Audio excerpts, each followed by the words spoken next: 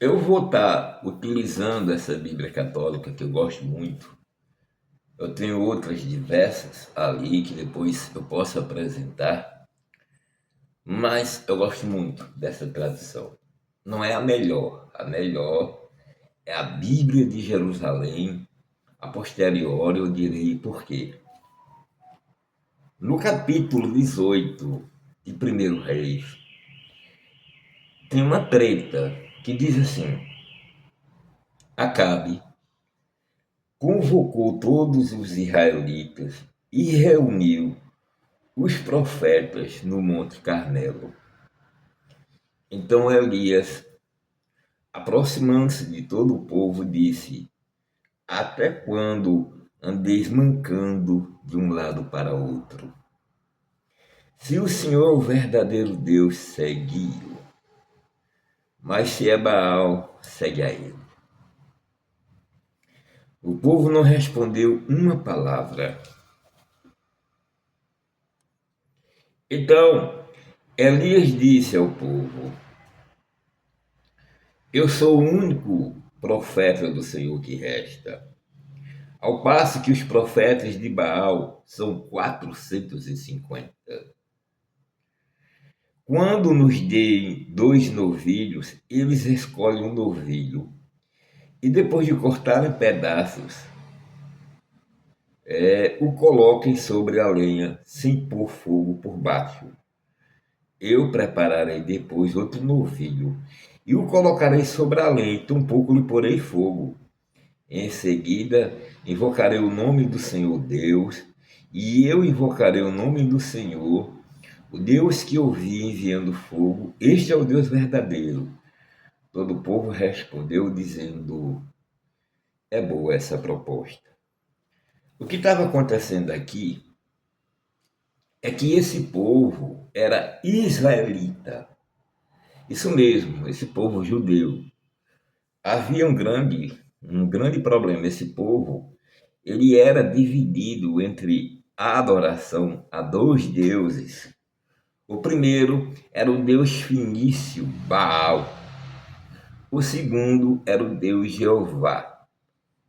Então Israel era dividido em duas partes. Uma das partes habitavam os cananeus. Esses cananeus, eles veneravam Baal, uma divindade com este nome. E no outra parte de Israel havia os semitas, ou hebreus, que veneravam a Jeová. Ou seja, era o mesmo país. Gente, para a gente entender legal, Israel, o país de Israel era dividido em norte e sul, somente para mostrar para vocês. No sul era venerado Baal, no norte era venerado Javé, o Jeová. Qual era o problema? O problema é que tanto Jeová quanto Javé tinham as mesmas peculiaridades, as mesmas singularidades. Baal era o deus dos exércitos dos fenícios, era o deus da fecundidade, era o senhor da guerra. E para os hebreus, e a gente está pensando que está falando de dois povos diferentes, mas não são. São o mesmo povo habitando a mesma região, tipo carioca, paulista, tal. Então você precisa entender basicamente isto. E agora o povo não sabia, porque quando o país dos fenícios foi invadido, quando o sul de Israel foi invadido, todo esse povo que venerava Baal correu justamente para o lado do norte de Israel, onde era venerado Jeová. E havia dois reis, eu aqui separei o nome desses reis, Josias foi o principal deles e Ezequias. Esses dois reis que comandavam a parte lá do norte, Resolveram que não, que só poderia haver um Deus, entendeu? E agora começaram a destruir os outeiros, os altares de Baal, que, repito, tinha as mesmas singularidades de Javé. Era bom de guerra, ajudava na fecundidade. Lógico que houve um tempo de seca naquela região que as pessoas tanto veneravam Jeová e veneravam a Baal, naquilo que foi conhecido até agora há pouco tempo no Brasil como sincretismo religioso. Então, dito isto, voltemos para o que se prosseguiu.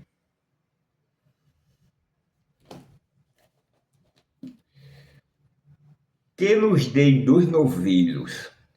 Eles escolhem o novilho e depois de cortar em pedaços o coloque sobre a lenha. E eu farei o mesmo.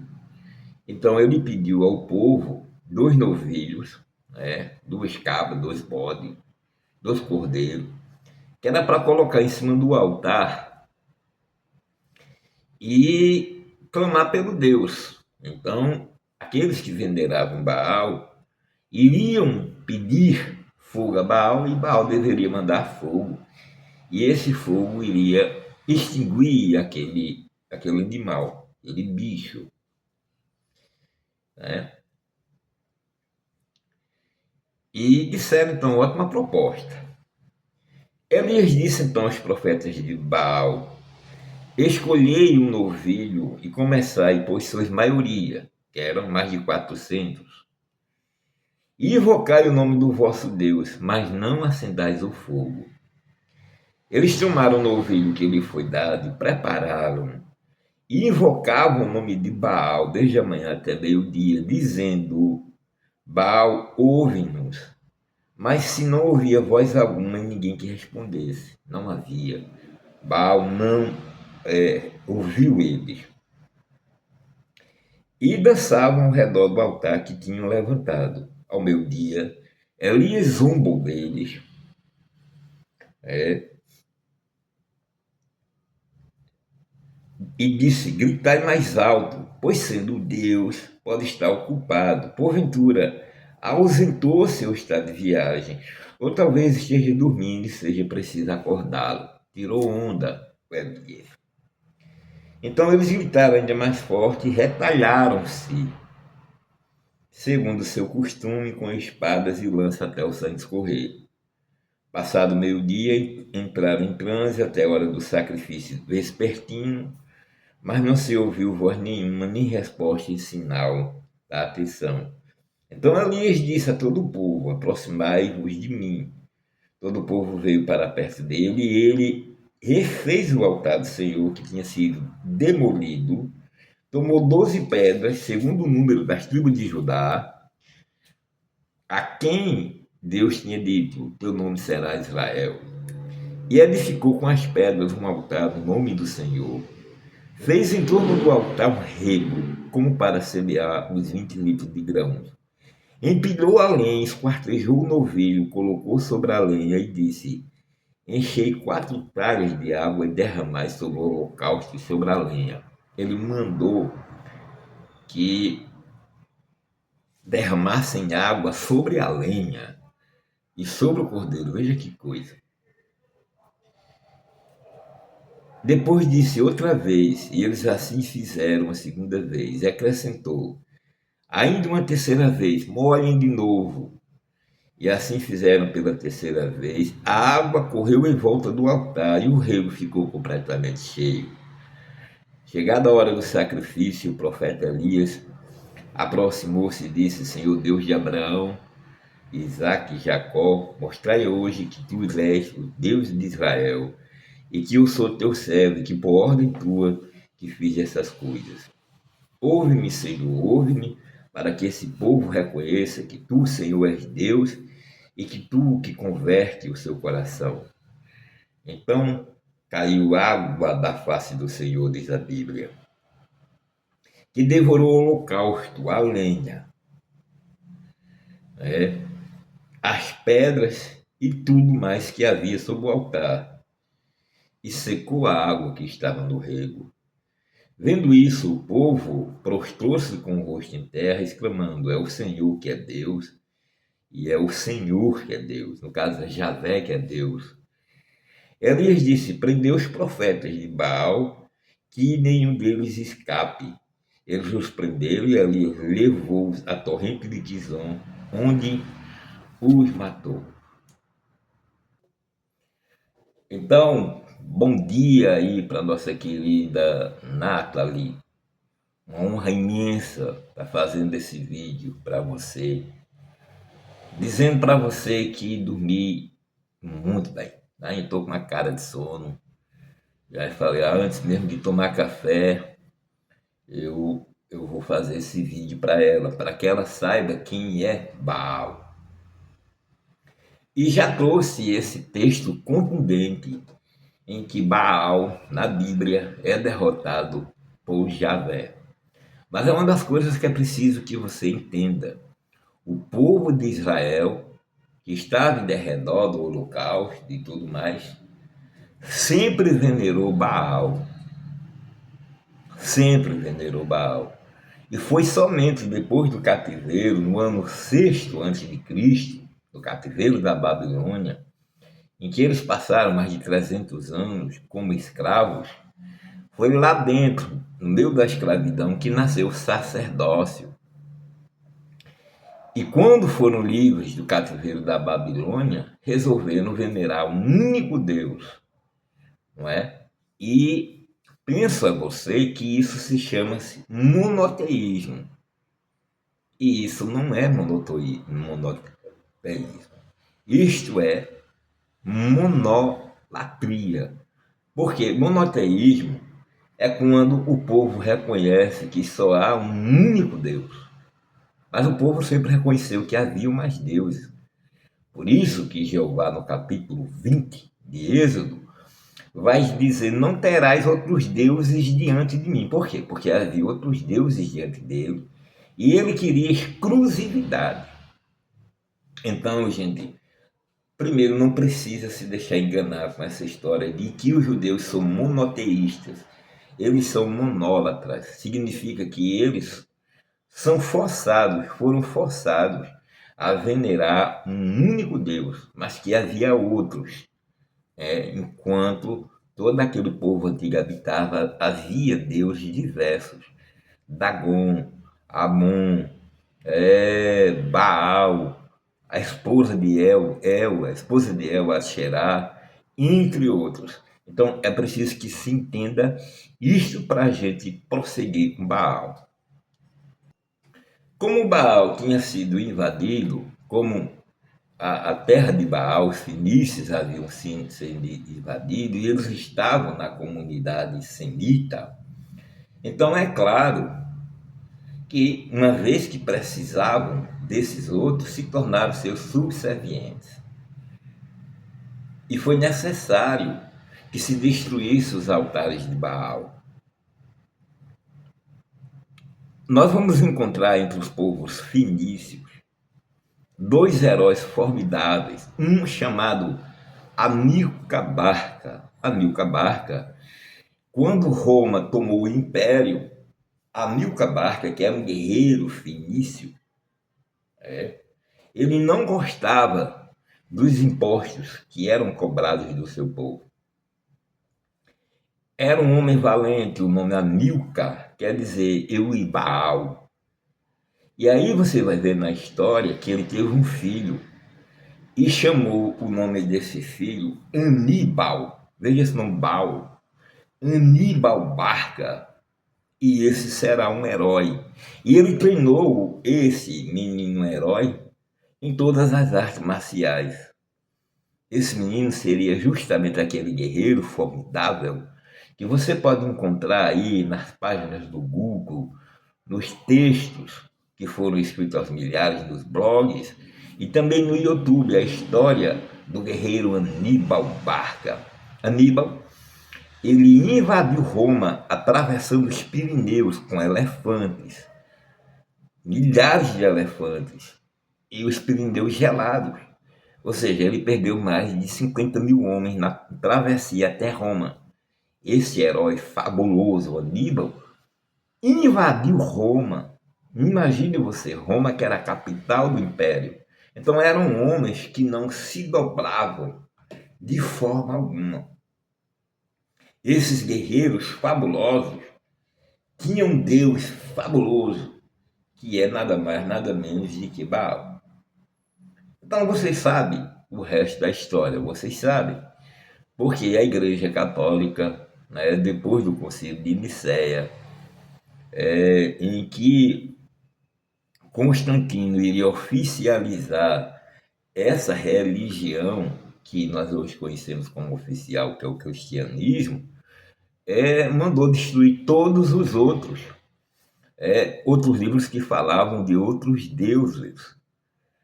E, particularmente, a destruição da Biblioteca da Alexandria pelos cristãos foi um golpe fatal em quem venerava outras divindades, como Dagon, né, como Amon-Ra, como o próprio Baal. Por quê? Dentro dessas bibliotecas havia os livros da criação do mundo de acordo com aqueles deuses. Então, sim, havia uma Bíblia, a Bíblia de Baal, e ela dizia como que Baal criou esse mundo. Havia a Bíblia de Dagon, e Baal era filho de Dagon. Havia livros que falavam de outras divindades, Osíris, Thor, Sete, né? Como é que o mundo havia sido criado de acordo com os deuses egípcios. Certo? E hoje a gente vive nessa coisa de achar que o grande livro da cristandade por excelência, a grande verdade absoluta, é justamente o cristianismo. Mas aí não é a dificuldade, não é nem essa, quando a gente vai apresentar que Baal é uma divindade. As pessoas acreditam que elas não são cristãs. Como você disse, e eu escuto muito isso, eu não sou cristão, eu nunca fui de ir à igreja, eu aprendi oralmente. Veja você, sabe? A gente ingenuamente, porque a gente é ingênuo, a gente não conhece magia. A gente conhece runa, a gente conhece mesa radiônica, a gente não sabe o que é magia. Sabe, a gente não sabe o poder das coisas, a gente tem dificuldade. Porque o conhecimento, Nathalie, ele não é passado como nós pensamos oralmente. Eu sou cristã porque eu aprendi oralmente de vovó. Não é. As grandes tradições do conhecimento, quando, por exemplo, meu mestre Ariel Veloso morreu, o mestre de Srila Prabhupada Maharaj, do movimento Hare Krishna, o guru teve que tocar nele. O conhecimento não é passado oralmente como nós imaginamos. O guru toca e ele não precisa falar nada. Gaura Kishora Babaji tocou no ombro de Shiva Prabhupada Maharaj e deu-lhe a missão de passar o conhecimento para o Ocidente. Então, Shiva Prabhupada, com 65 anos, veio para os Estados Unidos, da Índia para os Estados Unidos, num navio clandestino. Então, é preciso entender isso. O guru não falou nada. Sira Gaura Kishora não falou nada. Ele já tinha, o Shiva Prabhupada já tinha o conhecimento dos Vedas. Já tinha ouvido o guru, que era inclusive analfabeto, falar. Mas o conhecimento é passado pelo toque.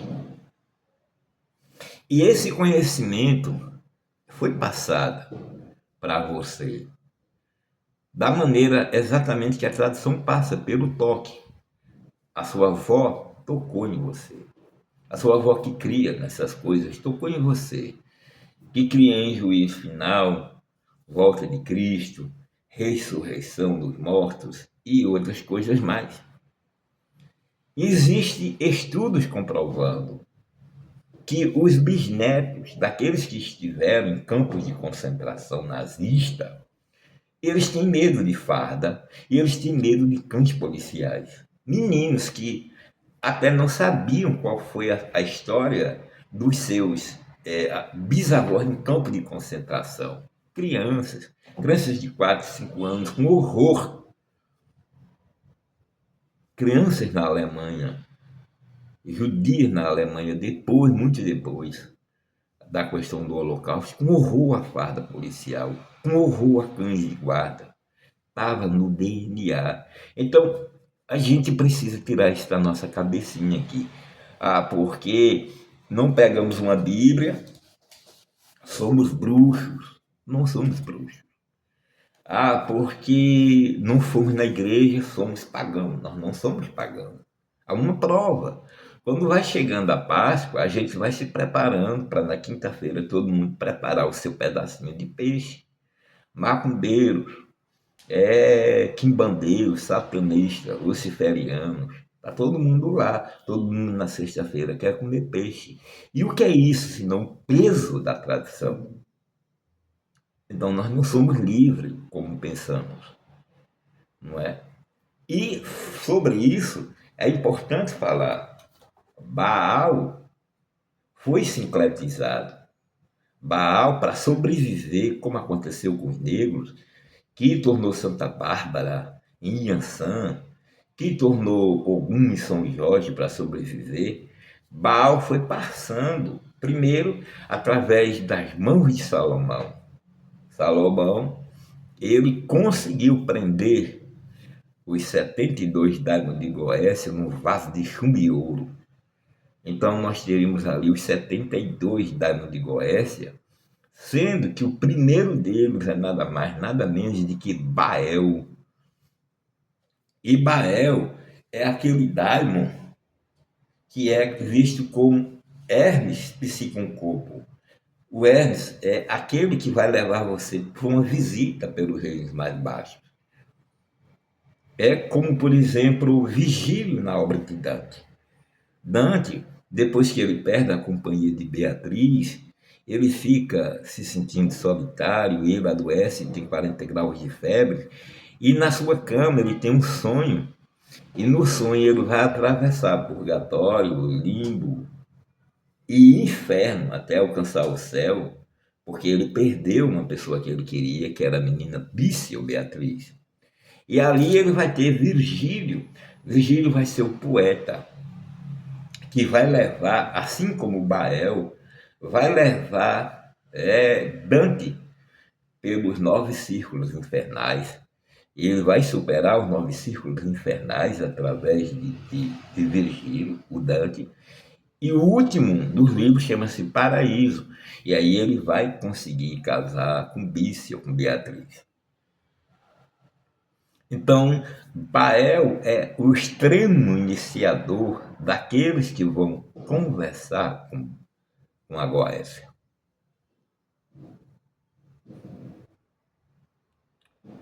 Dito isto, esse pacto que você foi convidado a fazer, porque você me contou a sua vida pregressa, de quando você tinha condições financeiras e agora não mais. E quando eu joguei para você, eu peguei a data do nascimento, eu vi que o seu Odu é o Odu da riqueza, que é chamado Odu Wari.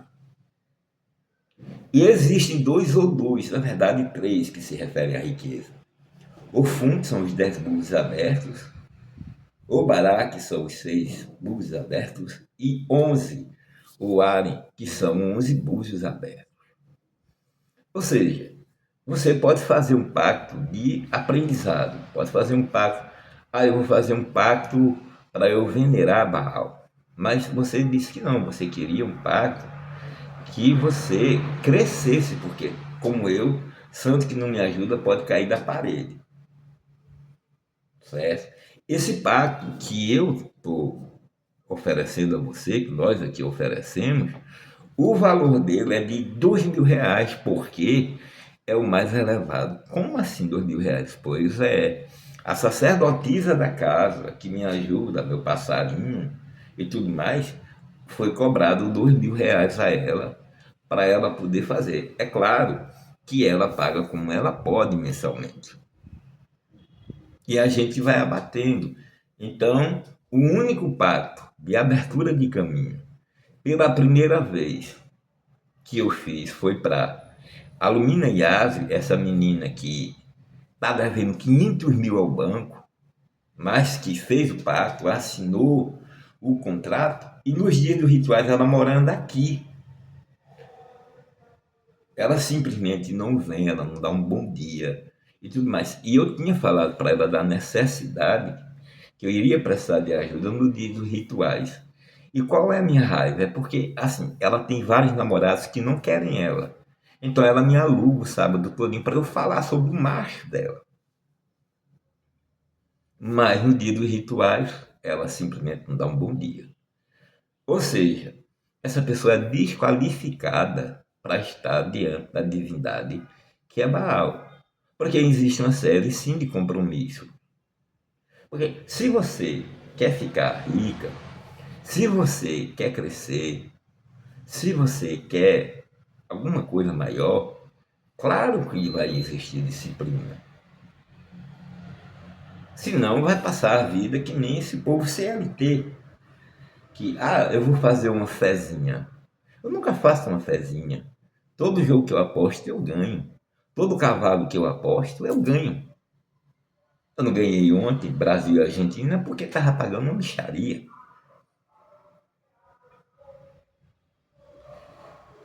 O resto não sabe o que vai acontecer. O que vai acontecer com Bolsonaro? O que vai acontecer nessa corrida? O cavalo que vence, qual é o time que vence? Esse povo aí vive cego. E a gente precisa ganhar dinheiro de todas as formas. Então precisa sim de uma disciplina. A primeira coisa que você precisa, sabe, é deixar ilusões de lado.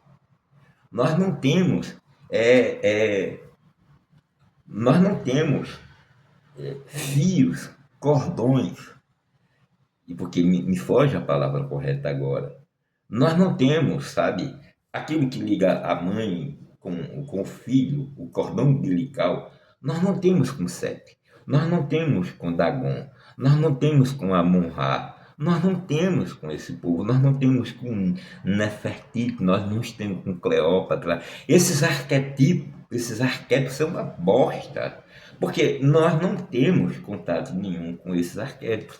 Eles não funcionam para a gente, como eu disse no vídeo. Você já viu a brasileira alcançando a autorrealização, a iluminação espiritual? Não, porque não é do brasileiro. O brasileiro é a dança, o brasileiro é o ebó, é o catimbó, a bruxaria. Então você vai encontrar os deuses orixás, nós temos, porque está no nosso sangue. Então nós podemos acessar facilmente os orixás, bem como também podemos facilmente acessar as divindades que são as judaicas cristãs que nos foram apresentadas. Então, todos os anjos que foi apresentado na Bíblia pela tradição, através, por exemplo, da obra de São Tomás de Aquino, que foi o primeiro que iria falar sobre as 9 ordens angelicais, através de Santo Agostinho e outros, nós temos acesso a anjos. Os anjos, de acordo com a Kabbalah, eles fazem parte, são 72 e fazem parte da árvore da vida. São chamadas Sefirot na Kabbalah. E quando a gente vai olhar para os demônios, os 72 Daimon de Goécia, eles fazem parte das Kefirotes, que são a árvore da morte. Então existe a árvore da vida e a árvore da morte. E na árvore da morte, Baal comanda. É preciso entender muito isso. Na árvore da vida, Jeová comanda. Porque Jeová venceu. Porque Jeová se tornou popular. É somente isso.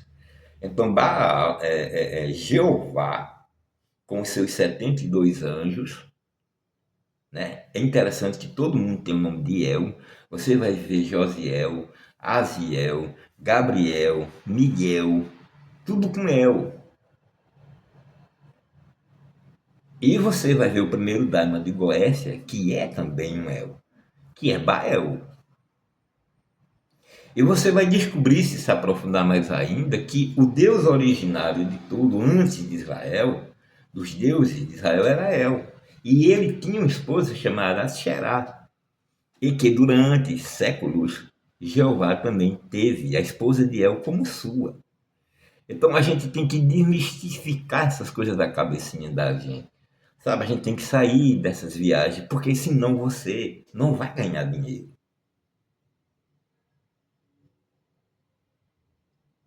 Você só vai ganhar dinheiro se você for sério. Você só vai ganhar dinheiro se você tiver disciplina. Você só vai ganhar dinheiro se você tiver excelentes ideias. Porque você pode fazer o pacto de ideia de Jirico, morreu, acabou. Entendeu? Você pode ter ideias estapafúrdias. Por isso que ontem eu comentei sobre o seu trabalho. Eu conheci seu trabalho ontem, achei maravilhoso, porque salutar, porque ajuda, porque eu dormi bem, porque as dores dos braços desapareceram. Então não tem que mudar o que está bom. Time que se ganha não se muda. Eu comecei com tarô de ouro em 2018. Eu tive 50 mil inscritos e 7 milhões de visualizações. Eu ganhei mais dinheiro do que devia. Então, se você tem uma mesa radiônica, uma coisa bonita, sabe? É isso com que você precisa trabalhar. Por isso que eu comentei. As pessoas precisam ser vistas. Você precisa confiar na sua aparência e você precisa confiar na sua mesa. As pessoas têm que ver você trabalhando. Porque se você começar a ficar diletante, achando porque mágica ou alguma coisa lá e se tornar um evidente comum, você vai estar perdida. Eu comentei, não gosto de dar nenhum comentário sobre o trabalho dos outros, mas assim, se você não for vista, você não existe. Você não está ganhando dinheiro porque você não sabe trabalhar. Você não está ganhando dinheiro porque você não é vista. Porque lhe falta um YouTube para você fazer tudo. O cliente precisa ver você trabalhando. Você, qual é o problema? Você trabalhando, jogando a mesa, tirando notificação. Você pode fazer um vídeo, dois, porque isso vai lhe dar credibilidade. As pessoas precisam ver, sabe? Porque sem o tarô, as pessoas começam a optar tarô para você e você começam a falar coisas que para a gente às vezes é estapafúrdia. E a gente pergunta, você, esse foi o tarô que falou isso? Que a gente não está vendo, não. Foi não, foi eu que eu tive inspiração. Não, não é isso. Ciências ocultas é ciência, não é viagem. É ciência. O trabalho que eu faço é um trabalho científico. Eu não vou dar murro em ponta de prego. E você não precisa também. Você precisa fundamentar. Quando as pessoas chegam aqui, como eu lhe falei ontem, eu sei. Eu olho para a pessoa e sei, pelo jeito dela andar, que ela está na merda, que ela é uma pessoa de sucesso. Mas eu boto a ferramenta para que a pessoa tenha acesso à ferramenta. As pessoas pagam, não é? Porque se você começar a agir assim, vão ter medo de você. Vão parar você e vão dizer, essa foto de Joãozinho, o que tu acha de Joãozinho? Sabe? O que tu acha de Joãozinho? O que tu acha de Maria pela foto? Fica uma coisa espúria, fica uma coisa vulgar. Todo pedreiro tem sua ferramenta, pá. É o que faz que o pedreiro seja respeitado. Não é o conhecimento do pedreiro, são as ferramentas. Então, você precisa ter ideias fabulosas, ideias magistrais, ideias fantásticas para você ganhar dinheiro.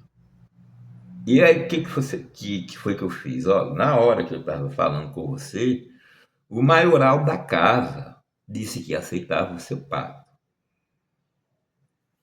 Pacto com quem? Com o maioral. Quem é o maioral? É o antigo Baal Fenício, que se tornou Baal dentro da clavícula de Salomão, que iria se tornar, dentro da obra de Elifa Levi, Dogma e Ritual de Alta Magia, o Tifão Bafomé dos Templários, que depois iria passar para Quimbanda como um Exu maioral. Então, isso é importante quando a gente sabe o que é Umbanda, o que é Candomblé. No Candomblé, Exu é simplesmente um mensageiro. entre o orixá e a pessoa. Exu é o mensageiro, é o correio. Acontece a mesma coisa na Umbanda, mas na Quimbanda, Exu é Deus. Exu é o maioral. Exu pode lhe dar riqueza, pode abrir todos os caminhos, etc. Então, o pacto com Beuzebu dos fenícios, Baal, Bael, Beuzebu, o bode de Mende dos bruxos, o Tifão Bafomé dos templários. É esse o pacto de abertura de caminho de riqueza e de prosperidade. E não, eu não vou cobrar de você. Existe ali a cláusula de 10% e haverá o juramento. Você vai fazer de todo real que você ganhar, você vai tirar 10 centavos e você vai mandar mensalmente para o templo para ajudar a causa. Que causa? O mestre é solitário. Se você olhar no Spotify, se você olhar nas plataformas digitais, tem mais de 100 músicas espalhadas louvando, venerando a nossa divindade. Existem livros que foram publicados.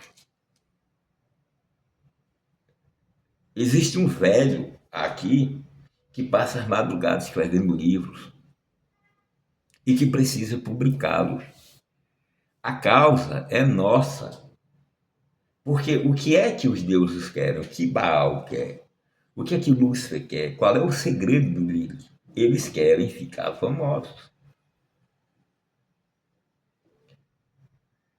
Então eu não posso pedir que você meta a cara e diga eu sou luciferiano, mas eu faço isso. Se você olhar no Kawaii, se você olhar no Instagram, se você olhar, sempre houve, sempre a minha cara estava lá, eu sempre estava falando, estou em debate. Então existe uma causa que é tornar os deuses famosos. E qualquer pessoa que não entende que é uma causa, como foi o caso da menina que eu queimei,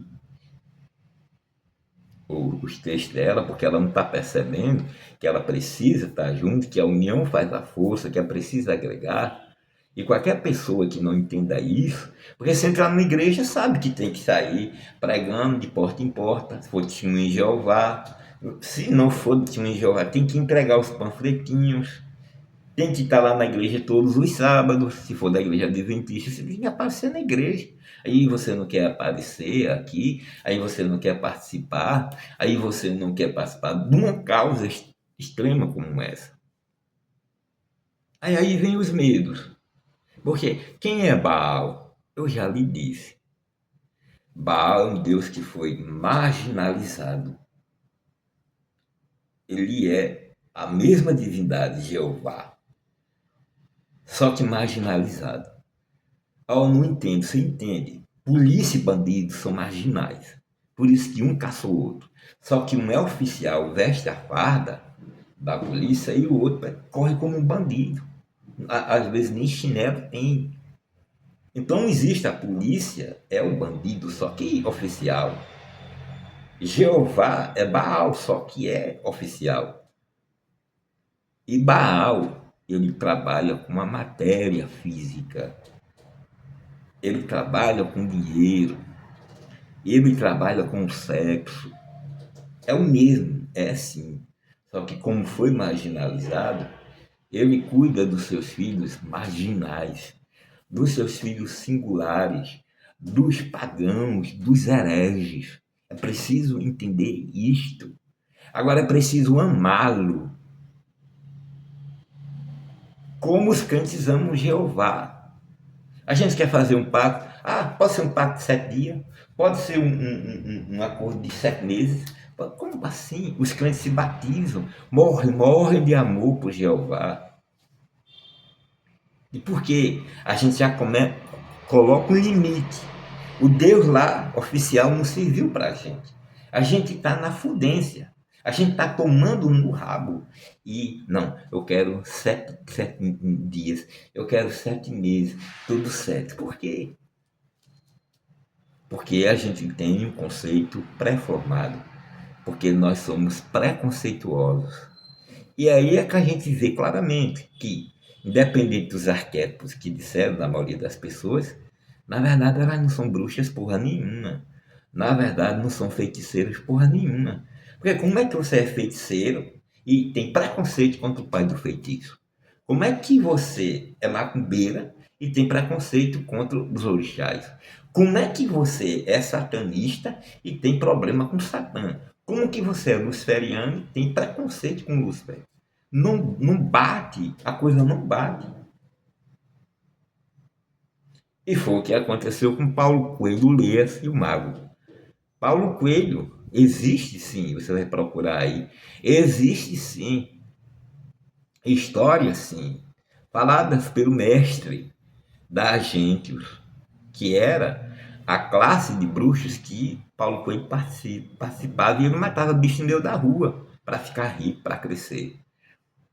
Até que ele teve uma visita, e nessa visita ele pulou fora. Por quê? Ele olhava o demônio com essas coisas, com essas tintas negras, com esse preconceito, porque ele foi criado e ele estudou em colégio jesuíta.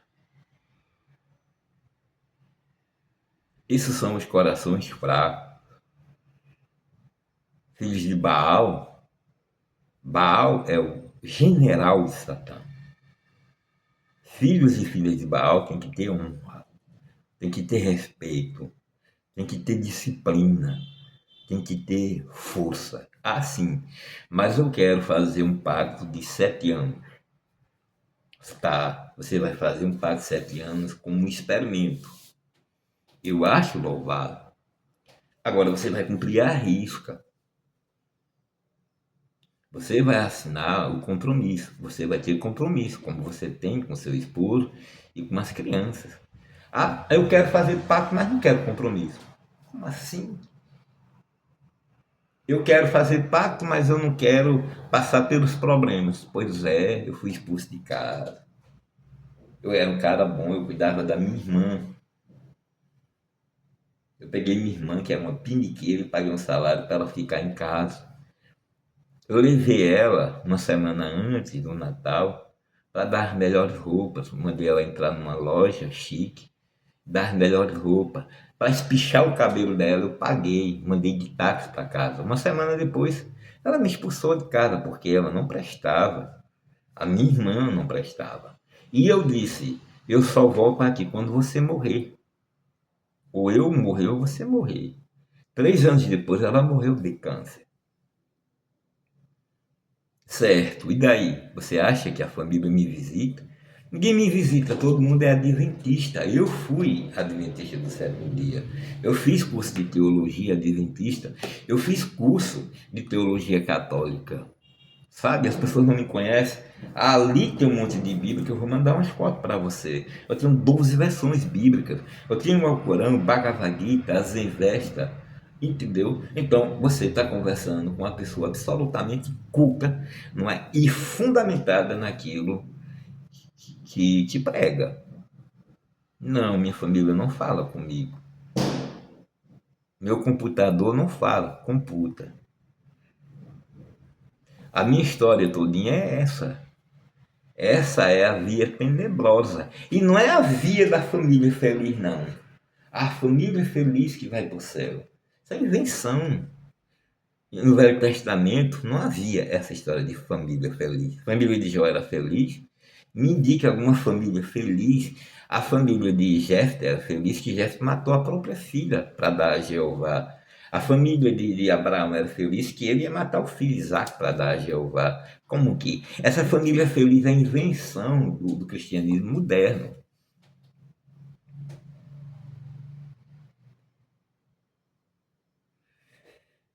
Você está escolhendo, se você der o passo, é a via tenebrosa. Quer ficar rica? Quer crescer? Quer ficar famosa? Escute seu mestre. Escute. Existem preceitos. Não bata a cabeça com preceito. Preceitos são proibições e pronto, morreu. Proibições do Ori é para a vida toda.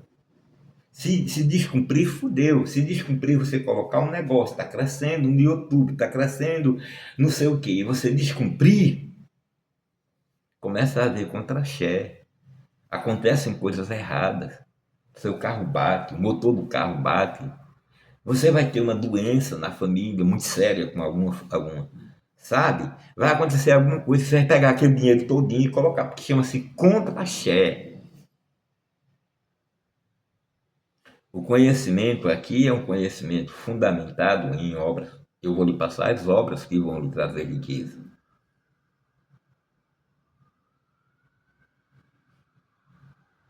Eu conheço essas obras. São obras simples que você vê em todo canto, mas não sabe como usá-las e quais usá-las. A partir da iniciação, você vai usar o número secreto de Grabovoi, que traz riqueza. Você vai saber usar o seu oráculo para ganhar em jogos, para ganhar dinheiro fácil, se você gostar naturalmente de jogar. Você vai meter a cara, você vai fazer o seu canal no YouTube. Porque quem não aparece não vende. Você vai fazer o seu kawaii sim.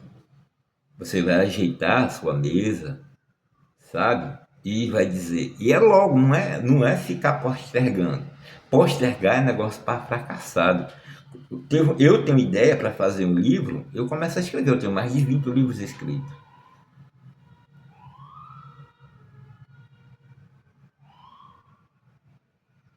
Se você me procurar livros meus, você vai encontrar pelo menos três no Clube dos Autores. Mas ali é as facilidades que a internet traz. Eu escrevi e publiquei 5 antes. Então a gente tem que partir para a batalha. Nós que seremos o que somos, filhos de Baal, filhos de Baal, filhos de Beuzebu,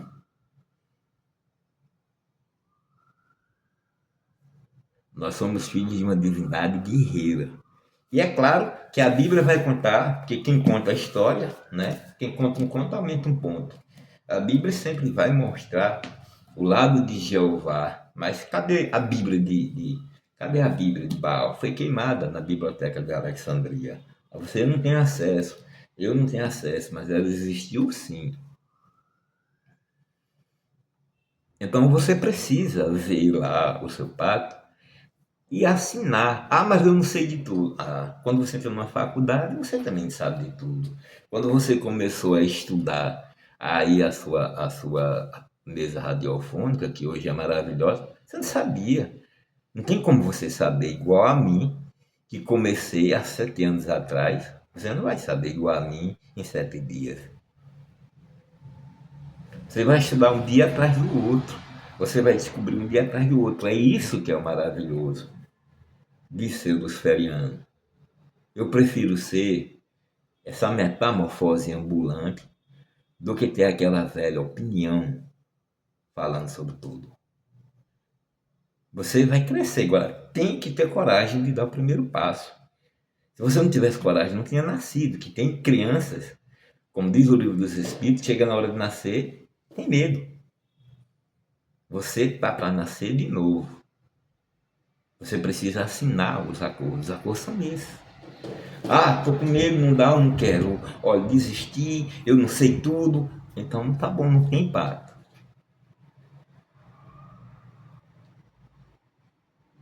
Não tem impacto. Eu pego o valor que você deu, eu comprei bebidas, comprei churro, mando o vídeo para você. Porque amor não é para covardes, riqueza não é para covardes, conhecimento não é para covarde, destaque não é para covarde. A gente vê uma pessoa se destacando, porra, Jair Bolsonaro agora criou o bolsonarismo. Mas eu me lembro que Jair Bolsonaro levou uma escarrada de John Wilson, que era um cara que falava sozinho, ninguém nem dava atenção. Mas Bolsonaro tinha culhões. Hoje vai ser preso. Vai ser preso. Ele vai ser condenado, vai ser preso. Vai virar réu e vai ser preso. Mas veja a coragem do cara. Então é isso. Se você não tiver coragem, né? Quem não tem coragem não vai, né? Não vai no parque, não vai no parque, né? Não coma a vovozinha, né? Não pega o lanche de chapeuzinho vermelho, né? Não vai no bosque. Então, assim, os medos são naturais. Ou você pensa que eu não tenho medo até hoje. Bom é ser evangélico, porque é tanta gente, é uma mundiça tão grande que a pessoa acha que está indo. E não lembra de Nelson Rodrigues que dizia que todo nome de dado é burra. Estou indo para onde aquela multidão de besta, de idiota, de pessoas vazias, seguidores de Cila Malafaia e etc. Então por hoje é só. Tem coisas que a gente só vai curtir depois que você se tatuar. O que você precisa é assinar os termos, fazer sua carta, vai receber o juramento e vai assinar. Acabou. Esse é o começo. Se depois bater o medo, bater a covardia, né? Porque nós somos humanos, a gente pega o que é seu, queima. Queima. Destrói. O fogo destrói. Quebra o cordão entre você e Baal Maioral. E você não vai poder fazer nenhum pacto com ele nunca mais. E ele é o chefe de Grimory, de Paimon, de Bunê, de Orobas, que são deuses que você não conhece, mas são deuses relacionados com riqueza. Você nunca vai nem poder mais falar de Goécia, que é aquela menina aqui na minha casa, eu não acendo uma vela para ela. Então, o que nós precisamos é coragem. Coragem. Senão, vamos ficar fazendo uma fezinha no final de semana e lembrando dos tempos bons que nós passamos.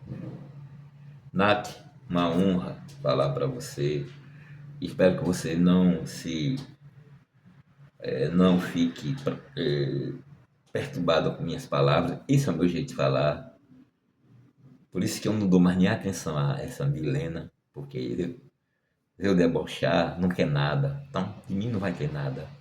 A mesma coisa é uma tal de Xi. Ah, eu estou na prefeitura, fui falar com o prefeito que é meu emprego. Ela mandou R$ 1 por templo, né? E aqui a gente tem que comprar velas, aqui a gente tem que comprar farofa, tem que comprar bebida. Eu não tenho compromisso com quem não tem compromisso comigo, né? E é inimigo meu, eu dou osso, que é para ele cagar bozó. Ah, Gisbal,